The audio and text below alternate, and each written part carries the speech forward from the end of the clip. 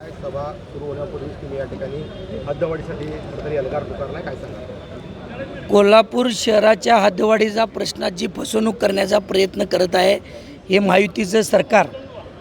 एकीकडे म्हणायचं की हद्दवाढ आम्ही करायला सकारात्मक आहोत, आमच्या नियोजनाचा भाग आहे. वेळोवेळी मंत्री महोदयांनी अशी आश्वासनं दिली आणि ज्यावेळेला परवा दिवशी 4 दिवसापूर्वी 42 गावं जी हद्दवाढीत प्रस्तावित होती त्याचा प्रस्ताव वेळोवेळी शासन दरबारी नगरविकास मंत्रालयात पेंडिंग आहे. अशा वेळेला त्या खेडेगावातल्या त्या गावांना विशेष प्राधिकरणाचा विशेष दर्जा देण्यात आलेला आहे. कोल्हापूर प्राधिकरण म्हणजे 2017ला स्थापित झालं होतं.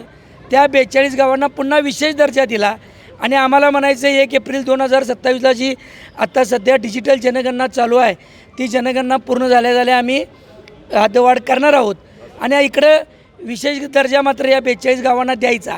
जर विशेष दर्जा त्या 42 गावांना दिल्यावर हद्दवाढील होईल का? हद्दवाढ होणारच नाही हे कोणाला हे सांगायला ज्योतिषाची गरज नाही आहे. त्यामुळं आज तो 42 गावांना विशेष दर्जा दिल्यानंतर पहिली महासभा आहे. मग विरोधी पक्ष म्हणून आमची काँग्रेस आघाडीचं म्हणणं आहे की शहराची हद्दवाढ झाल्याशिवाय कोल्हापुराचा भौगोलिक विकास साधला जाणार नाही.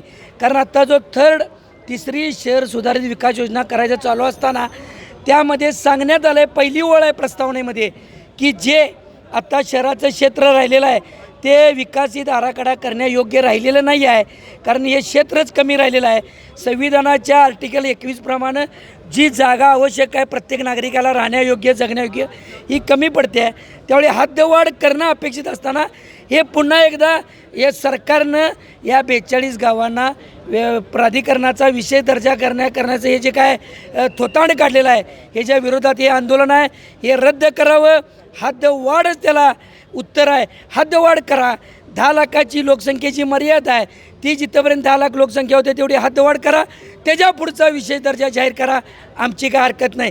दरवेळेला कोल्हापूर शहराला फसवायचं आणि कोल्हापूर शहराला विकासात्मक बाधा आणायची. कोल्हापूर शहर एक गॅस चेंबर केले, सुधारित खेडं करण्याचा प्रयत्न आहे.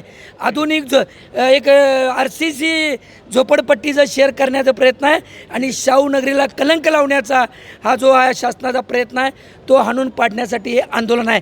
हद्दवाढ केल्याशिवाय मी गप बसत नाही. महापौर साहेबांना निवेदन देणार, सभा चालू देणार नाही, स्थगन प्रस्ताव आणणार आहे. पहिला या प्रस्तावावर चर्चा मगच पुढे कामकाज हा या आंदोलनाचं स्वरूप आहे आणि तो आमचा अधिकार आहे. अशाच नवनवीन अपडेट्ससाठी डिजिटल कोल्हापूर चॅनेलला सबस्क्राईब करायला विसरू नका.